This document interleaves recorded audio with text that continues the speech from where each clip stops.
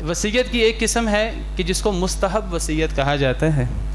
مستحب وصیت وہ ہے کہ ایک انسان کے اوپر کوئی ایسا حق، کوئی حج، کوئی روزے، کوئی زکوٰۃ، کوئی نذر، کوئی کفارہ وغیرہ موجود تو نہیں ہے، لیکن ایک انسان کہتا ہے کہ جو میرا مال ہے میں نے اللہ کو راضی کرنے کے لیے کمایا اور میں اس کو اپنی زندگی میں خرچ کرتا رہا اللہ کو راضی کرنے کے لیے، اپنی آخرت کی اصلاح کے لیے، تو میں چاہتا ہوں کہ میرے مرنے کے بعد بھی میرا مال اس کا فائدہ مجھے بھی ہو۔ اور یہ بالکل ایک جائز خواہش ہے، ایک فطری خواہش ہے، اور یہ ہونا چاہیے۔ دیکھیے میں آپ سے عرض کروں، ہم دنیا کے اندر اتنے مگن ہو جاتے ہیں کہ ہم اپنا فائدہ خود بھول جاتے ہیں، جیسے وہ کسی دوسرے کا فائدہ ہے۔ وہ دوسرے کا فائدہ نہیں ہے، وہ سراسر میرا اپنا فائدہ ہے۔ اگر میرے پاس کچھ رقم موجود ہے، 1 لاکھ، 10 لاکھ، 50 لاکھ میرے پاس موجود ہے، اور میں کوشش کرتا ہوں کہ میں نے اللہ کو ناراض کر کے یہ رقم نہیں کمانی، میں نے حرام طریقوں سے یہ رقم نہیں کمانی، جائز طریقے سے کمانی ہے، اچھا کیا آپ نے یہ رقم کمائی اللہ کے بتائے ہوئے طریقے کے مطابق، کوئی حرج نہیں ہے۔ اگر آپ اللہ کے حقوق پامال نہیں کرتے، آپ رقم کما سکتے ہیں، زیادہ سے زیادہ کما سکتے ہیں، پھر آپ اس کو خرچ بھی کر سکتے ہیں۔ اگر آپ اللہ کی جو اللہ نے جہاں خرچ کرنے سے منع نہیں کیا، اللہ کے احکامات کے مطابق خرچ بھی کرتے ہیں، اس کا حق بھی ادا کرتے ہیں، بہت اچھی بات ہے۔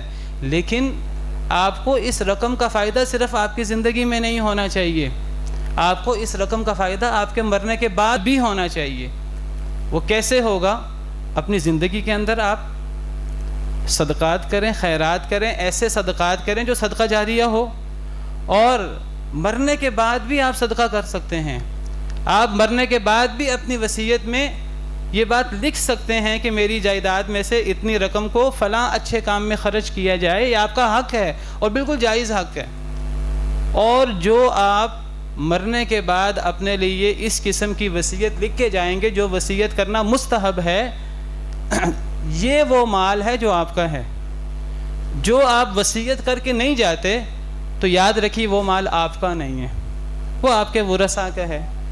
قطع نظر اس کے کہ وہ ورثاء آپ کے ساتھ کتنے ہمدرد ہیں، وہ کتنے دیندار ہیں، یہ دیندار نہیں ہیں، وہ پھر مال آپ کا نہیں ہے۔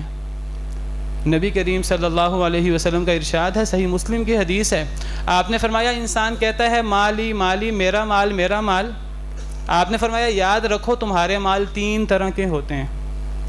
تمہارا ایک مال وہ ہے جو تم نے کھا لیا اور کھا کر ختم کر دیا، تمہارا دوسرا مال وہ ہے جو تم نے پہن لیا اور پہن کر بوسیدہ کر دیا، اور تمہارا تیسرا مال وہ ہے جو تم نے صدقہ کر دیا اور صدقہ کر کے محفوظ کر لیا۔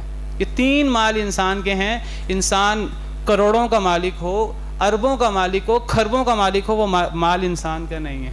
آپ نے فرمایا وہ باقی مال انسان کے ورثاء کا ہے، وہ لوگوں کے لیے انسان چھوڑ کے جا رہا ہے۔ یہ انسان کا بہت بڑا مغالطہ ہے کہ وہ میرا مال ہے، یہ اربوں کا مال، کھربوں کا مال تیرا نہیں ہے۔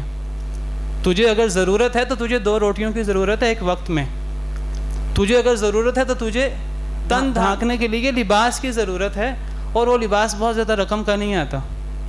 تو تیرا مال وہ ہے جو تو کھا لے یا جو تو پہن لے یا تو محفوظ کر لے، اور محفوظ وہ زندگی میں بھی انسان کر سکتا ہے صدقہ خیرات کر کے، اور وہ انسان وصیت کر کے بھی محفوظ کر سکتا ہے۔ تو وہ انسان وصیت کر کے اپنے مال کو اپنے لیے محفوظ کر لیتا ہے۔